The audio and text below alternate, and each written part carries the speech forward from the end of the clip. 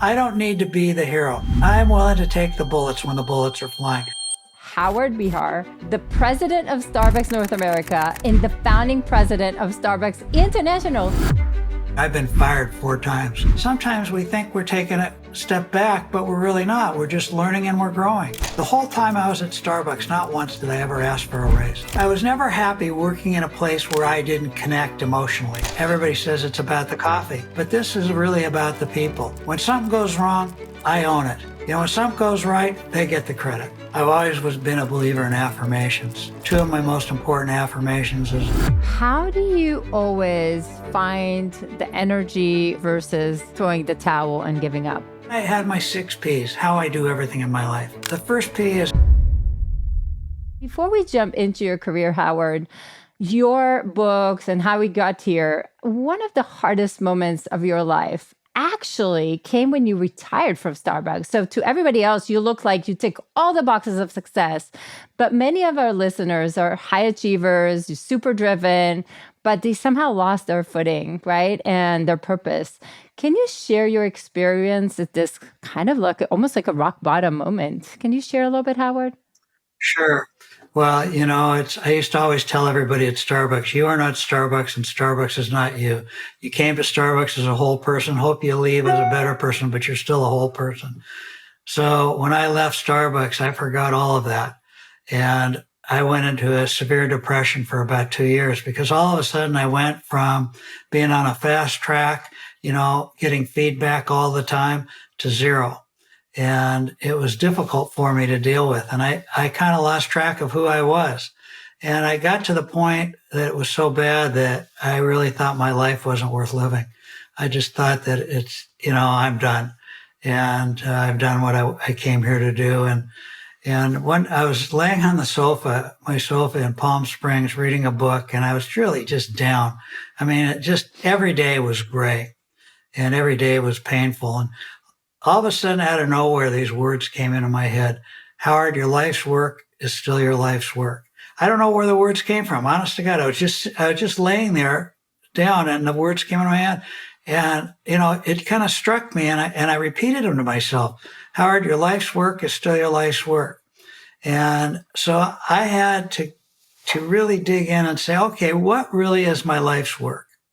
And I realized my life's work was about serving people and helping others and doing the things that helped others achieve what they wanted out of their lives. The difference was there was never going to be any feedback. I was going to do it solely because it was my life's work, feedback or no feedback. And so I got on that track and I started doing podcasts. I started giving speeches and I started doing some coaching and I started talking to other people. And I always gave my cell phone number and my email address when I did a podcast or did a speech, and people would call about anything. And I said, if you're just mad at your boss, give me a call. If you're struggling with life, I'm not a psychiatrist or a psychologist, but give me a call. I'm a good listener. And so I just started doing that. And the more that I did that, the more I attached to it. And I realized that I didn't need any feedback. The feedback, it was enough feedback for me to just know that I was living up to my personal mission statements, which goes like this. Every day I want to nurture and inspire the human spirit, beginning with myself first and then for others. And the reason why I said self first is just what we were talking about. I had to be okay with me before I was able to do anything for anybody else. And so it changed my life. And, but it was a difficult time. I mean, it was painful. And my wife kept, I had all the tools at my disposal. That's the stupid part. I mean, I've been going to counseling since I was 20 years old. So I knew to do that, but I wasn't doing it. I'd been, using affirmations since I was very young, and I stopped using those. And I stopped meditating, all the things that I knew how to do to help myself, I just forgot. And finally, I got back on board again. And it's not that every day is great. It's not. I have down days. It's like I have days that are gray. It could be bright sun outside, and my day is gray. But I've learned to deal with it and learned to recognize it. As my mother used to say, this too shall pass. I love that, Howard. And I think this is such an important message. And thank you for sharing it so openly. Because I think sometimes, first of all, there's a little bit of a shame, right? I mean, I have a roof over my head. That was for me. So I lost my identity at some point. I was kicked out of my own startup. I lost my identity. And my identity was always attached to my title, to the company that I was with. And Yeah. suddenly it felt like a nobody, right? But the problem is that there's this shame around admitting that something is wrong. I mean, you have a roof over your head. I have two perfect kids. Why am I even complaining? How dare I? And then I think it's so important that you're bringing this out and that you are talking about it. And I think what you just mentioned is, yes, we have to put our own oxygen mask on first. Otherwise, we can't help anybody else. No. And it's just amazing to see that, though. I think it's very inspiring to hear someone who is so successful has ticked all the boxes, right? And again, it's inevitable for everyone, but look at what you're creating now and how open you are and how incredible that is. It's the truth of the matter is this work is much more important than my past work. And because this work has zero strings attached. It isn't about how many stores we're opening. It isn't about how much profit we were making. It isn't about any of those things. It's only about serving others, and it fills my soul. And so, that's what I want to do. Incredible. And I think there's a saying that says there's no amount of success that you can stand in it forever, right? And I think there's Right. something along that line that, if in Yeah. serving others, just is incredible. So let me but then take you back in time. I mean, this is incredible. Um, as a child, I guess kind of sweeping floors in your local family grocery store, right? Right. Take us back in time and tell us a little bit, where did you grow up and how did that shape you? Well, I grew up in Seattle, and I'm the son of two immigrants. My father was actually born in 1895, and he came to Seattle as a 15-year-old in 2010. And he had one brother that was here, but he left all the rest of his family behind in Bulgaria. Never talked to him again, never saw them again. The only one he ever saw and talked to was his brother. And, and he couldn't speak the language. He spoke a language called Ladino and Bulgarian. And he worked in a place called the Pike Place Market, which is a public market in Seattle. And in those days, it really was just a public market. It was a market where the farmers would bring in their groceries and sell them to other retailers who would take them to their stores. And my dad worked in that market pushing a cart. He learned the language, and slowly but surely he saved his pennies, nickels, and dimes and opened up a small mom and pop grocery store in the north end of Seattle. And that's how we lived. We never had much. I think most my dad ever made was about $18,000 in a year. And, but we always had food on the table. The fruit was bruised and the vegetables were a little brown, but we didn't starve. And my mother came from Latvia in 1919 as a 9-year-old, and they met in Seattle, and they ended up getting married and had 3 kids. And I was the baby my sister was 14 years older. My brother was 10 years older. And so every day after school, my parents were working on the store. I would go to the store, and, I'd fool around. I'd eat Hostess Twinkies. I was a fat little Jewish kid. I love those Hostess Twinkies, and so I would try to do little things. My dad would give me a broom and to sweep the floor, do something around the store. I learned so many lessons from my parents, and particularly my father. One day I was up at the front counter, and he was ringing up a customer on the cash register. Now, this is in the days there was no electronic cash register. There was 10 buttons across, 10 buttons down, and a hand crank, right? And that's what he would ring. He'd put them in and pull the crank, and it would ring, put on this little tape. So my dad was ringing up a customer, and he said, "Howard, go get me a couple of baskets of strawberries." So I went in the back and I got a couple of baskets of strawberries, and my dad put them in the customer's bag, and the customer walked out the door. Well, I was old enough to understand that he hadn't rung the strawberries up on the cash register. And I said, "Dad, you forgot to ring the strawberries up." And he said, "Howard, not everything we do in life do we need to get paid for. I happen to know, these people aren't just our customers, they're our friends and our neighbors. And I happen to know they can't afford fresh fruit right now. So it's my way of just saying thank you and helping them out. And, it was such a true statement. I didn't understand it. It was just, I didn't. But I always remembered that. Not everything you do in life do you need to get paid for. And it's so true that sometimes, we wait around, and pay comes in so many different ways, trophies and recognition and monetary compensation. But, the key to fulfilling life is understanding that you don't have to be rewarded for everything you do. As a matter of fact, it's how I got to Starbucks, because you want that story? I'll tell you. Of course. I'm dying for that story, Howard. So I had met this young guy named Howard Schultz, and he was looking for VP of operations. But at that time I was looking to buy a small business. And I was wanted to do what my family had done, all small businesses, And so we sat down for breakfast one day, and he had a list of 10 criteria. Do you have a college degree? I didn't have that. Do you have food service background? I didn't have that. Finally, we got down to number 10. Can you breathe? That was the only thing that I qualified for, is that I could breathe. So we shook hands and parted ways. And about a year passed, and by accident, we met up again, and he still hadn't filled that position. And so we started talking, and I said to him, look, before we get any further along, how about if I work in the company for a week? I'll work for free. Don't put me in nothing. I'll just come in. I'd like to work in the trucks for a couple of days. I'd like to work in the stores for a few days. And I'd like to work in the roasting plant for a few days. At the end of that week, if we see something, then let's think about moving forward. And I fell in love in that week. And I said, hell with buying my own business. This is where I want to be. And fortunately, Howard had extended an invitation to join. But, I don't know that I would have been there if I would have said, let me work in the company for a week. Let you look at me, I'll look at you, and we'll go from there. But all because of my dad.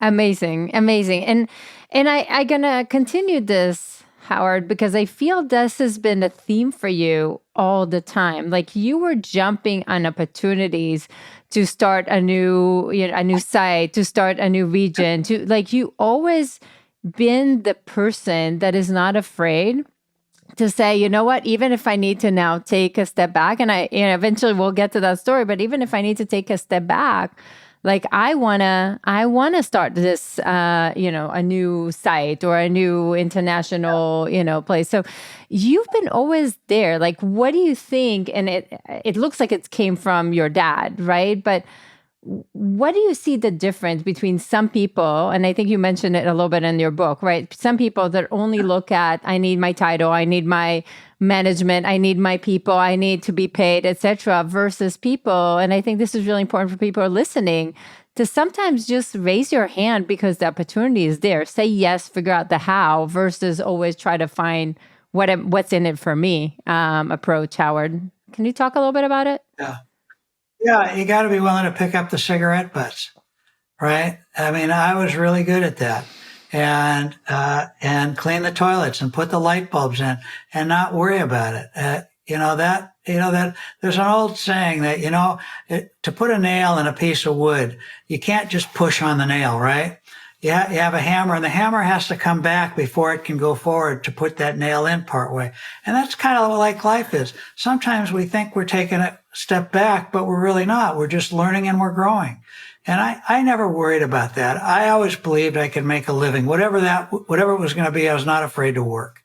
And I didn't worry about what my position was. I didn't worry about that. When I went to work at Starbucks, I didn't say, here's what I need. I said, what can you afford to pay me? That was my question. And whatever it was fine. I did want equity. I'm not shy about that, because, you never can make it on a salary alone. You never can save enough money. But I always believe that if you can get equity in the organization you're working at, even if it's a small amount. Because it really attaches you. So I just think that we can get too caught up in our own BS, so to speak. We think we've made it to here. We're entitled to have this. We're not entitled to anything. The only thing that we're really entitled to is the entitlement we give ourselves to take that step back. to take that step back, and don't be afraid. It's, sometimes you got to get outside your comfort zone and do things that you're not comfortable with. And that's how I got to Starbucks. Incredible. Before I went to Starbucks, I was making $300,000 a year running a land development company. And the company got in trouble. We had to sell it, and we sold it. And I was trying to figure out what I was going to do. And so when I went to Starbucks, Howard said, I can pay you $100,000 a year. Now I had to go home and say, we're going to have to change lifestyle a little bit. And we did. And I just, I went for it. The whole time I was at Starbucks, not once did I ever ask for a raise, ever. Wow. It came or it didn't come. And I knew that my thing was going to be if I produced for the company, then I'd get rewarded. I just trusted. And it Incredible. was true. And it did for you. So It did. you do have a famous quote that I think is probably one of the big reasons Starbucks has grown so fast. And you say we're not in the coffee business serving people, but in the people's business serving coffee. Right. Why do you think this is such a critical distinction? And why do you think it helped Starbucks grow so much? Well, when I first came to Starbucks, like all small entrepreneurial companies, it was focused on the product. Howard Schultz, everybody says it's about the coffee. And I said, yes, the coffee plays an important role. It's where a lot of our creativity comes out. But this is really about the people. And if there was ever a business that's about people, it's the coffee business. I mean, first of all, coffee, we don't produce coffee. It was naturally produced on trees. People picked it, they roasted it, they served it, and so it was really about people. And people come into Starbucks stores, they sit and have a cup of coffee, reading a newspaper, looking on their computer over a conversation with, having a romantic conversation with somebody else. It's always about people. And I got that right away. And I was trying to convince people that it was about people. I was trying to convince the people at Starbucks, and it was difficult for them because they were so attached to that it was all about the coffee. And I kept saying, yes, it is about coffee, but it's much more important that it's about people. And that drove the business because that set into motion everything we did at Starbucks. And Howard and I and a guy named Warren Smith, who were the three titular heads of Starbucks, we drove that home. It was hard to get fired at Starbucks for missing your numbers. It was easy if you messed with the people. And that's what we did. And that's really what made it work. And the truth of the matter is there is no business, there is no organization of any kind, from a family to a multi-billion-dollar business to a church or a synagogue, that isn't about people. And we don't recognize that. It's not about what you're selling, right? It's about who you're selling it to and why. Exactly. And so that phrase is still alive and well at Starbucks today.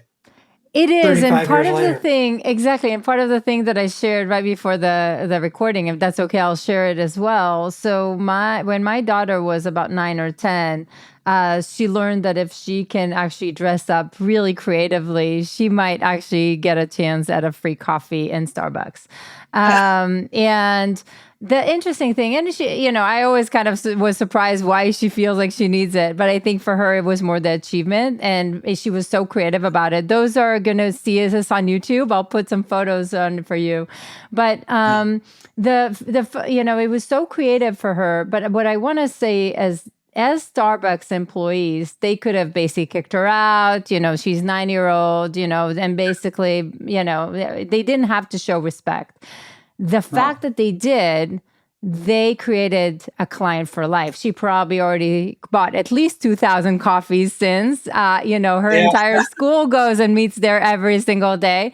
So by respecting the people, you actually buy them for life. And I think there's something so special about that attitude. And it's very clear that it's top down throughout the company, Howard.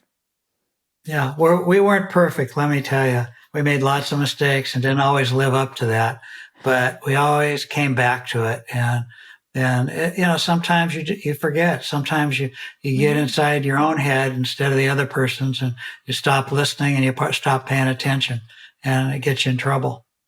Yeah, so you do have a great story about that, right? When I think you became president and you realized how you started, the culture moved from a me culture, to a me culture instead of a we culture.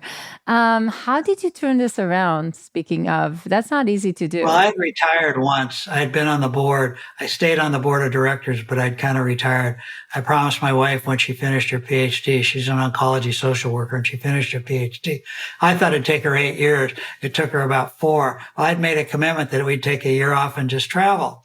So I went to Howard and Orr and I said, okay, I'm going to take a year off. You may not want me back or whatever, but it's okay. And so I had, I got one day I'm at home after we'd finished our year of travel and I'm having a cup of coffee, sitting in the kitchen in my pajamas and my wife Lynn is there and all of a sudden the phone rings and it was Orrin Smith, who was then the CEO of Starbucks. And he said, Howard, we need your help for a few months. The guy that was the president of Starbucks North America resigned abruptly. It was the week of September 11th. It was amazing. He just left. I don't know what was in his head, but he just left. So, I said, Orrin, sure, I'm happy to help out. And I was still on the board. So, I got off the phone. My wife said, what did you just agree to? And I said, well, I'm going back. She says, you're what? And so I said, yeah, just to help, just for a few months. Well, it turned out to be almost 3 years. And when I got back into the job, I realized that even in that, had been about a year and a half. That short period of time, I'd kind of lost touch with what was going on. And they were starting to struggle a little bit. The comparable store sales were starting to flatten and I couldn't figure out what was going on, what was happening. And, matter of fact, Howard came into my office one day and I was beside myself. I was just angry at myself because I couldn't figure it out. And I threw my glasses across the room and I said, I'm failing. I'm not figuring this out. And that night I went home and I said to my wife, I said, I don't know what's wrong. I'm not in touch or something here. And she said, Howard, just do what you know how to do. Do what you know how to do. So I went in the next day and I called the whole team together and I said to him, I don't know what's up here, but I'm missing something here. And everybody started talking and I started to realize that the place that I took over the job, he was a guy that believed in building resumes. And he kind of was, everybody that reported to him realized that in order to get ahead, right, they had to do something. They had to build their resume. They had to show success. They had to show all this stuff. Well, it turned from what Starbucks was, which was a we organization, which everybody was in it together, to he'd kind of built this me organization where everybody was doing it on their own. And all of a sudden I realized that was it. And so I started talking about that. I said, we're not going to get to where we want to go by just focusing on what we get, and we're going to have to do this together. So I'm a goal guy. I set goals for myself. And so out of thin air, I made up this goal. And I said, the team has to increase average unit volume by $100,000 in 3 years. Now, I didn't know if we could do it or not, but I just set out a goal. I just pulled it out of thin air. And I said, every department and the whole team has got to contribute towards it. So I said, in 3 weeks, we're going to get back together and I want you to come to present to the team what your portion of that $100,000 is going to be and how you're planning on doing it. So we got together, even human resources, supply chain, everybody came back and had their piece of the action. Of course, operations and merchandising were going to have the biggest pieces because they had the biggest leverage. And so that goal, we set all of a sudden, and we'd meet every week talking together how we were doing together. And when somebody was struggling, other team members went in and helped them. And so we did it together, and that brought it back to we. And not only did we achieve 100, we achieved 150,000. Totally blew the cover off the ball and increased the profits substantially. And it shows you what you can do when it's about we and not me. What an incredible story. Howard, I have to ask, like throughout your career, all the way, there's always tough moments, because that's inevitable, right? Because every single person that will push themselves always going to have challenges. And also life in general will have challenges, right?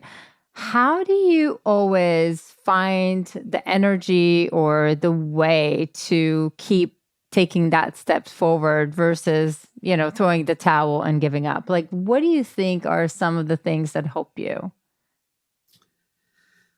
Yeah, it's an interesting question. As you were talking about that, I was thinking, I've been fired 4 times. You know, my I brother-in-law, didn't know my that. brother-in-law, my brother-in-law fired me. So uh, um, my sister eventually made him hire me back, but he fired me. So I had to recoup, and I just it was not easy always. You get doubts and self-doubts, but I had to make a living, and I had I've always been a passionate person and purposeful, and I was never happy working in a place where I didn't connect emotionally. I was in the home furnishings industry for a long time. So it couldn't be about just selling a sofa. It's what that sofa was going to do for the people that bought it. I was helping them to have a better home. And it wasn't a sofa. And so I always had to connect. And so every time I was struggling, I always looked for the connection.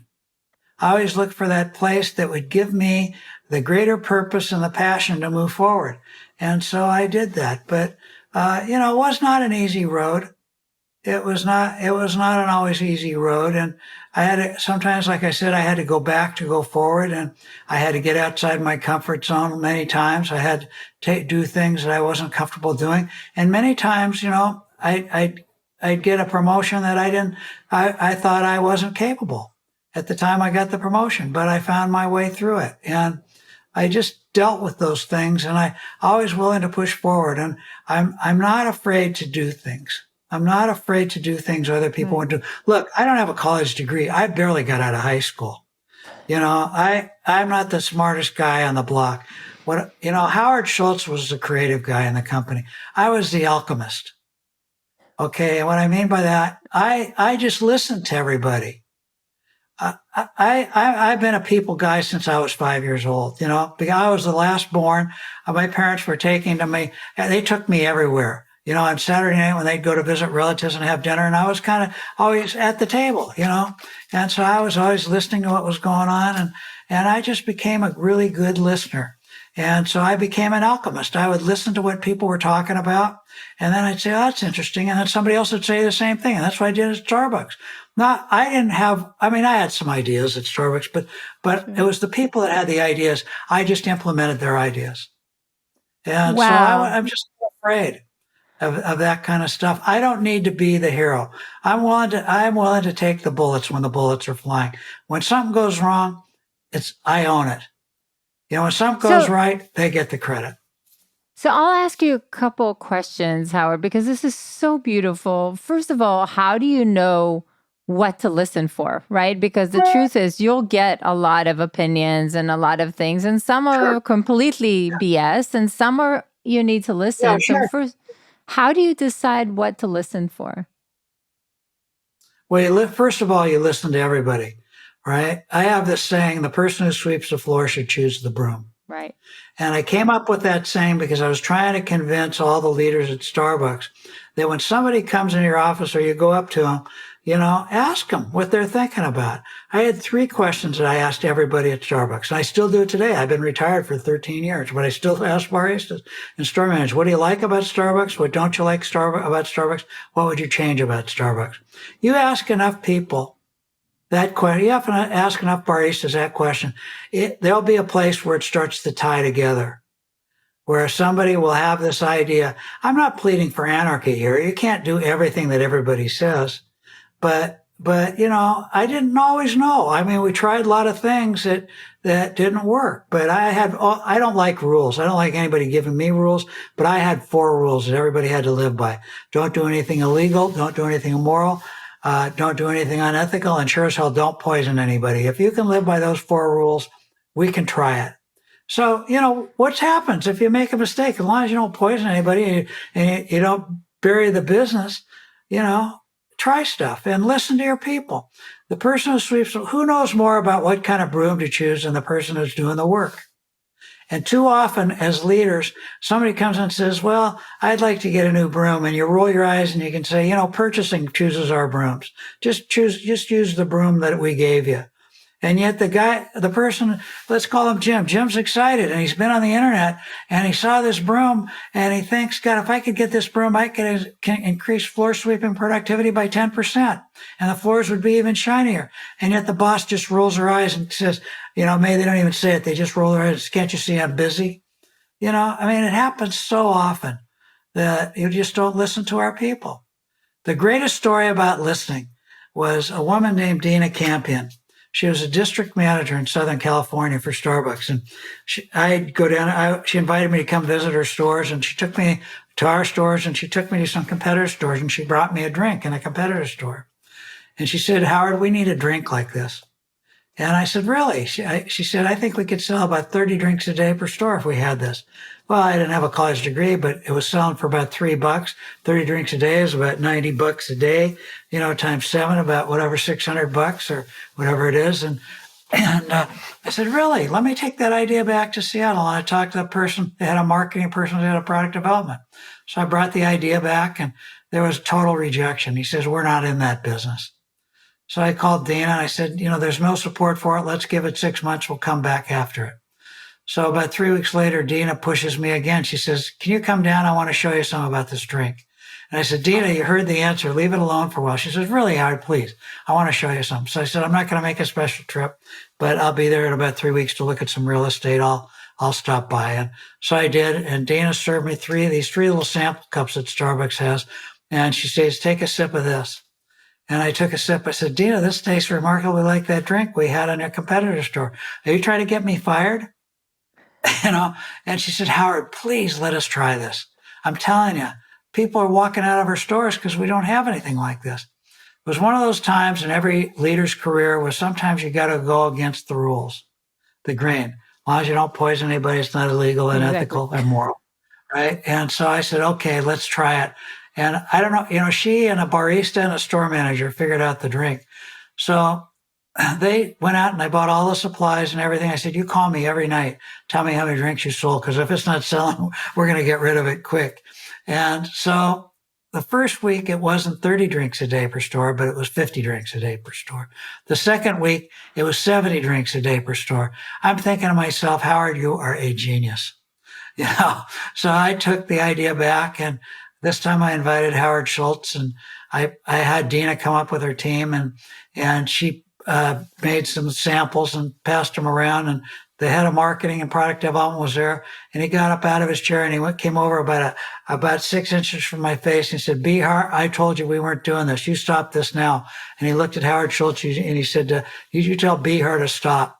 And I had this document, and I'm kind of an emotional guy, and I slammed it down on the table. I said, his name was George. I said, oh yeah, George, look at this.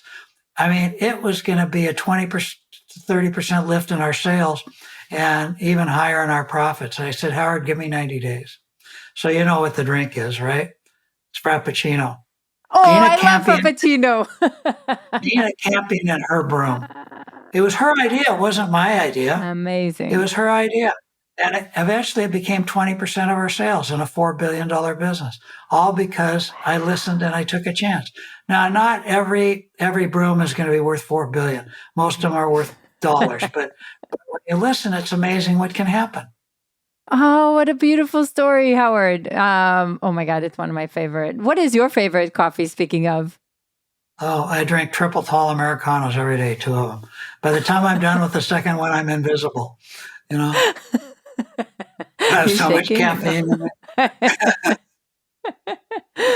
That's amazing. So tell me, the first time that you're promoted, to president, or even on the way, it's a scary move. Can you share a little bit? What is the experience like? What does it mean? Because again, at that point, you guys are growing at a pace that usually it's not even normal for any normal company. What does it feel like? And how do you cope? How do you learn fast enough?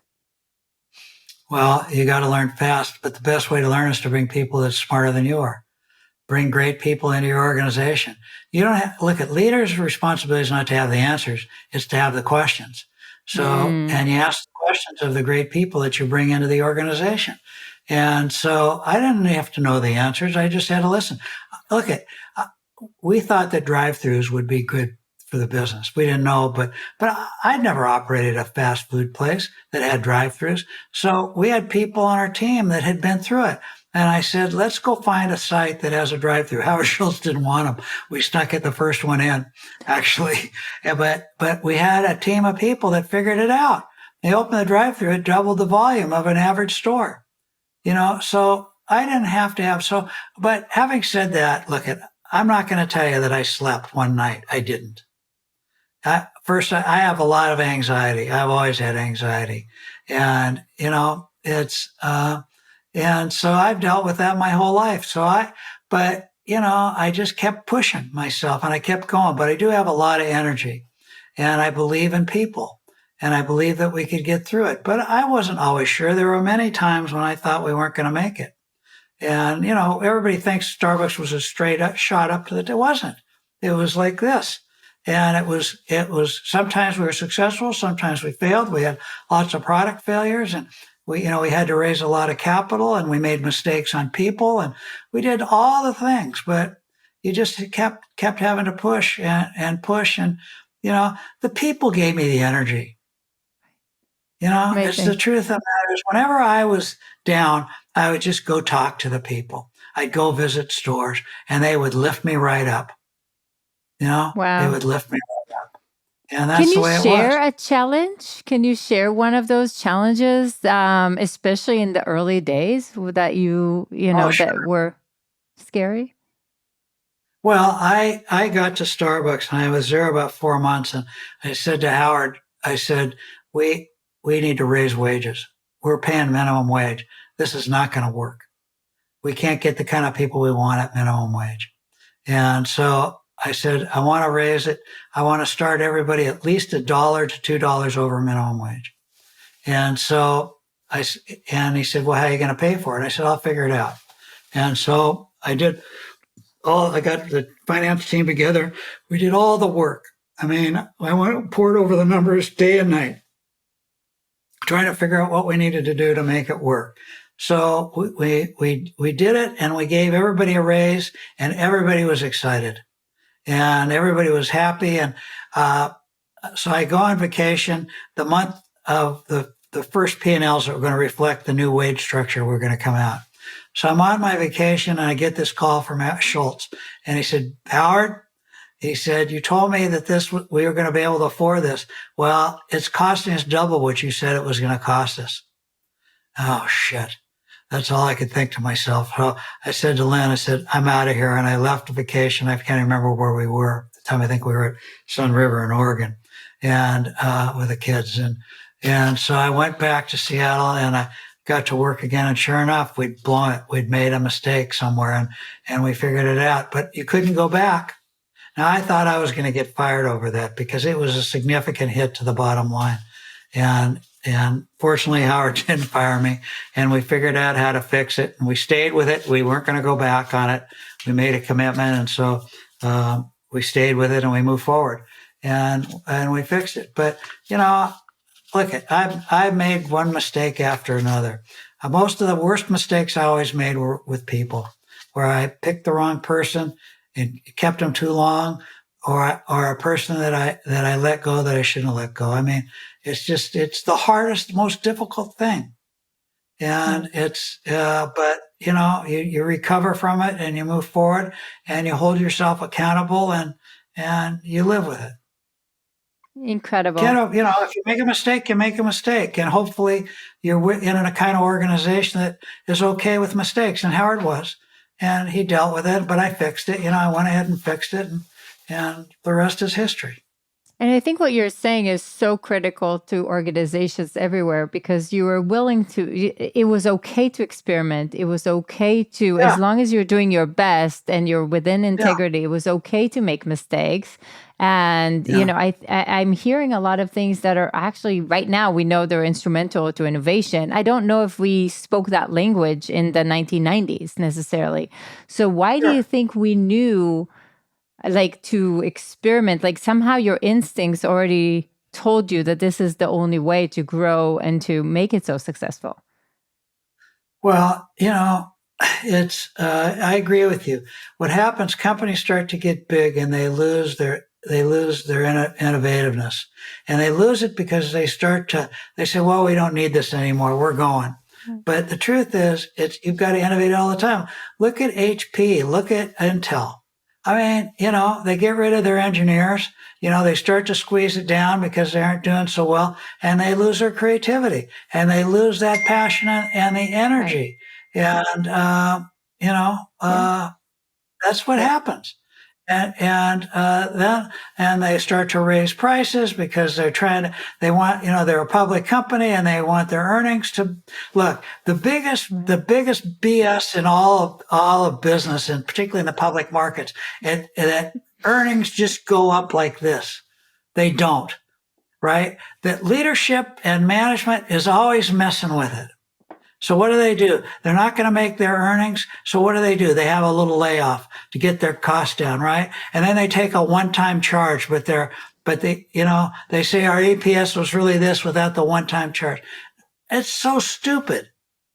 It's so wrong, and it's one of the problems with capitalism, our kind of capitalism, is this, the public markets, seem to think and expect that it's a constant road up. It's not. There's going to be these ups and downs.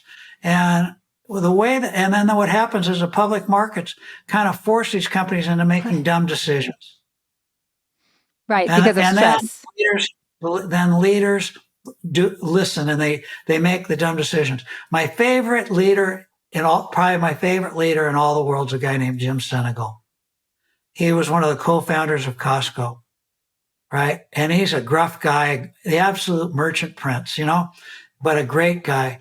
And his shareholders used to say, "Why do you pay so much?" Because they paid a lot of money for their hourly. And why do you give them all these benefits? And he used to say to them, "If you don't like the stock, sell it." True. And I think we need more leaders that say, if you don't like the stock, sell it. We're here for the long term. If you're not here for the long term, do something else with your time. But it's hard to do because you got to perform, over the long term. But it's really, it's what kills organizations. That's such an interesting point when you look at a public company and you need to live quarter for quarter, instead Yeah. of looking at the 2, 3, 5 year horizon, and really look further. What do you think, Yeah. Howard, is, maybe something that people don't know or something that you went through that built your resilience, your, attitude and maybe your love to people as it is today? What do you think it is? What do I think it is? That I've always been a believer in affirmations. And I've used affirmations to correct myself, to hold myself accountable, to live my life. And so two of my most important affirmations is I love myself unconditionally. And I have that sitting in my bathroom, in front of the toilet. I Really? figure if I can love myself there, I can love myself anywhere, and it's hard to love yourself unconditionally. And I don't all the time. And then the other one is I am enough, I have enough, I do enough, because that's always been a struggle of mine. Am I really doing enough? Am I getting it done? Am I achieving all that I want to achieve? But um, I think that I think a lot of it's family of origin stuff. I was the baby of the family. I could do no wrong, so to speak.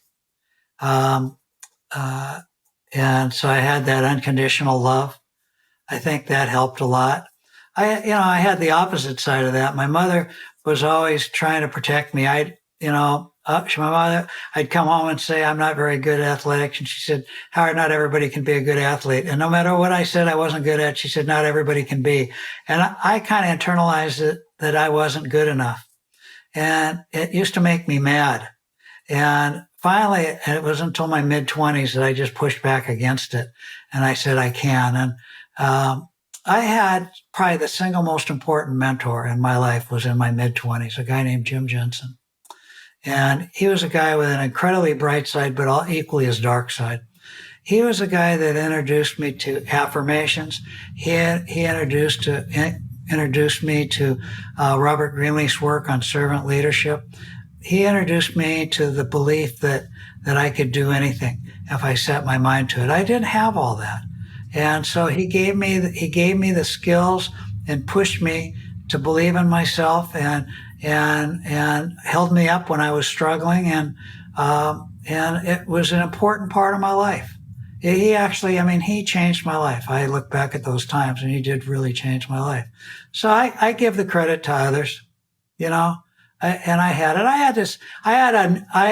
always been a kind of a people guy, you know, they called me Happy Howie, you know. I've had a smile on my face my whole life and people related to that. And so I was good at that. I didn't understand what I was doing. You know, I was not a conscious competent. I was just being Howard, you know, or Howie. But over time, as I learned about servant leadership and Robert Greenleaf's work, I attached to it and I became a conscious competent at servant leadership. And so not only could I do it, but I knew how to teach it. And so that's what I did. And it's incredible that you knew to find mentors at this age. So for me, it took me a long time to even admit that I need help and to not try to just, you know, persevere through everything on my own and think that if I'm asking for help, it means that I'm weak. Mentors changed my life. And I think, you know, for me, one of the things when somebody asked me what would be your, you know, an advice to your younger self is to look for help early on, like stop trying to do it on your own. Like if somebody has walked the walk and teach you, take their hands. What would be, you know, your advice to your younger self if you look back? Get clear about who you are, what your core values are, what you stand for in this life. So I'll show it to you. I carry this around me. I've had this for almost 50 years. You can't read it all, but this is Howard in 50 words or less. So on this document, it has my mission statement.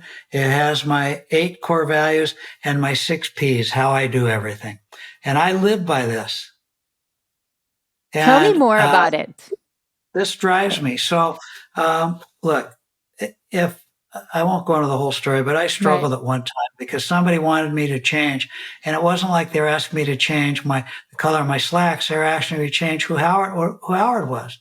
But the problem was I wasn't capable of having a conversation with that person about who I thought I was because I'd never done the work. And so the same guy that taught me about affirmations and Greenleaf's work introduced me to this idea that he gave me this book, and it basically was one of those self-help books. And the first chapter said, you have to identify your core values in life.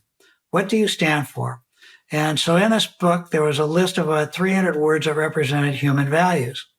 And it said you need to get it down to 8 to 10. So I got it down to 50, but I just got trying to get it down to 8 to 10. And finally, over about a 6-8 month period of time, I was able to work it down to the 8 to 10 core values for me. It wasn't that there wasn't 50 or 100 other words that fit me in some way or another, but these are the things that absolutely mattered to me. And my first core value is honesty. So it wasn't enough that I said that my first core value was honesty, that I was an honest person. I had to define what that meant to me. Because, you know, everybody is told a white lie in their life. So what will you not lie about? What do you hold yourself accountable for? And so I had to define each of these core values. And then it said, create a mission statement for yourself. Well, the first mission statement I had was, I was in the home furnishings industry. I wanted to be one of the leading executives in the home furnishings industry. That's what I said. That was my mission. You know, it didn't have much soul to it. And I changed it when I plagiarized some of Starbucks, because when Starbucks was working on this work with Jim Collins, who Jim calls Good to Great, Built to Last. Before he did any consulting, before the books had come out, he came and helped us, and he helped us create our BHAG. And our BHAG was we wanted to be one of those well-known and respected organizations in the world, known for nurturing and inspiring the human spirit. When I heard those words, nurturing and inspiring the human spirit, I said, that's me. And so I just plagiarized it and created it for myself. And then I had my 6 P's, how I do everything in my life. The first P is everything in my life has to have a purpose greater than myself. It's not about me. It's about serving others. And if I have a purpose greater than myself, then I damn well better be passionate about it. I better get up in the morning thinking about it, be passionate about what I'm doing, and scream it from the highest mountaintops, blow the shofar, and, let everybody know. And then the third P is persistence. In these rivers we call our lives, there are rocks. And some of the rocks are below the surface of the water. And we're going along, and all of a sudden we're floating along, boom, we hit that rock. What the hell happened? And then some rocks are sticking above the surface, and for some reason we see them out there and we hit them anyway. It's like it's a magnet carrying us towards that rock. And some rocks our parents tell us about and try to warn us, or our coaches tell us about, and we ignore their advice. And we got to learn to have the persistence to get either through the rock, over the rock, under the rock, or blow up the rock, right? And so persistence pays in this life. And then the fourth P is patience. You'd say, well, persistence, patience, aren't they kind of opposite each other? No. You got to have patience. Not, when you got a team that you're working with that report to you, not everybody comes along at the same pace that you are. And not everybody comes along at the same pace that their coworkers come along. And most important person you have to have patience with is yourself. Not everything is going to come at the time frame you want it to come. It just doesn't. And, Starbucks, it didn't come at the time frame we wanted. We had to have patience sometimes. And so patience is important. And then the fifth P is performance. The facts are human beings don't like to be measured. We don't like to be measured. We don't like to be evaluated, but the facts are that, we are every day. Your significant other, your spouse is evaluating you every day. Whether you know it or not, they're giving you a performance review. Right? They may not say, hey, today's your lucky day, you're going to get a performance review, but trust me, you're getting a performance. Your kids are evaluating you. They're evaluating your performance. If you say you're going to show up at their soccer game or be there to pick them up, you better be there. That's performance. Then, and if at work, if you commit to getting something done, then you better get it done, or tell your boss or whoever it is, you're not going to get it done and you need some help.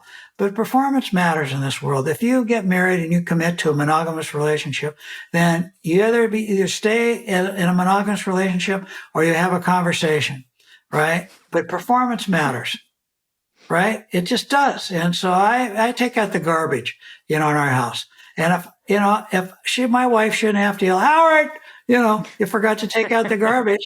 I should be taking out the garbage when I'm supposed to take out the garbage. So you're getting evaluated. So performance matters. And like it or not. And then the most important P, the 6P, it's always about people. Nothing you will ever do in your life isn't about serving another human being. In a marriage, it's about serving your husband or your wife or your significant other or your kids. In work, it's about serving the people that you're working with first, and then those human beings we call customers. Whether you're a doctor, a lawyer, a fire chief, an architect, or you're a widget maker that makes widgets, that goes into a printing press that gets sold to a publishing company to produce a magazine or a newspaper that gets delivered to somebody's home to inform or entertain them. The lowly widget maker's purpose is to help people have a better life through making that widget. And sometimes we don't take the time to connect ourselves between the greater purpose, which is always serving people. And when you do that, you never burn out. You may get tired, but everybody gets tired. You'll never get bored because you'll always be serving somebody else. And so whenever you start to get tired, take a rest, but remember, we're here to serve others, and that'll give you the energy to go forward. Wow, that is so powerful. And again, you have so much wisdom in your books, The Magic Cup, and It's Not About the Coffee, which, I was hiking and listening in the Audible, and I was like, oh my God, I need to take notes. So I kept stopping. But it was just incredible, like how much knowledge and experience, somebody like you have, and you're just sharing it with so much honesty and authenticity. That is truly inspiring, Howard.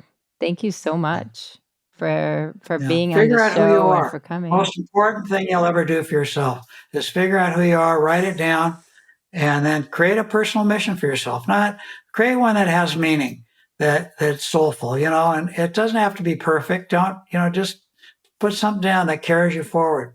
And then always have goals. I've been setting goals for my whole life, and about my marriage. We have marriage goals. We have goals for spirituality, material goals, economic goals, travel goals, goals for our kids, personal growth goals, health goals, they don't have to be fancy stuff. You won't achieve everything, but if you don't know where you're going, any path will get you there. You've heard that saying. How many times do you change this, by the way? Like, how many times do you change your goals? How many times do you change your mission? How many times do you change this? My missions, I've had maybe 3 mission statements in my life. This one has been with me for 30 years. Right. So, but my goals, I'm always looking at. I always have a 1, 3, and 5-year plan. And it's all written down. Then do I achieve everything? No, I don't. But, I get done what I'm really committed to, I get done. Right. That's beautiful. And we try actually with every single person on our team to do 1, 3, 5-year plans, personal, professional, and financial, and show them how Leap Academy can actually align with their personal needs. And I think when it's a win-win, people will be all in. That's what servant leadership is about. That's why we call it servant leadership. A servant leader's primary responsibility is to, number 1, help their people grow as human beings. Number 2, help them grow as professional. And number 3, help them achieve the goals that they have set for their lives. Right? And you do that first before you ask them for anything. So beautiful. You serve them before you serve yourself. That's so incredible. Howard, thank you for sharing everything with us. I'm sure this has been an incredible episode for all the listeners here to get inspired, but also if they are down, to realize that there is hope. And I think that's really, really, really important, to start making decisions based on hope and dreams, not fear and doubt. Before we leave, I want to give anybody that wants to call me my cell phone number. It's 206-972-7776. And my email address are my initials, hb@howardbehar.com. I'm sometimes slow to respond, but I'll always respond. You are such a special person, Howard. Thank you so much. And we'll make sure to also put it in the notes in the podcast. Great. Well, thanks, You're Ilana. just incredible, Howard. Thank you so much. More episodes that you're going to love are right around the corner, so definitely make sure to click the like button and subscribe to our channel. Also, who in your life should see this today? Do share this with them. This will inspire and help those you care about, and helps us continue to bring amazing guests. And I will see you there.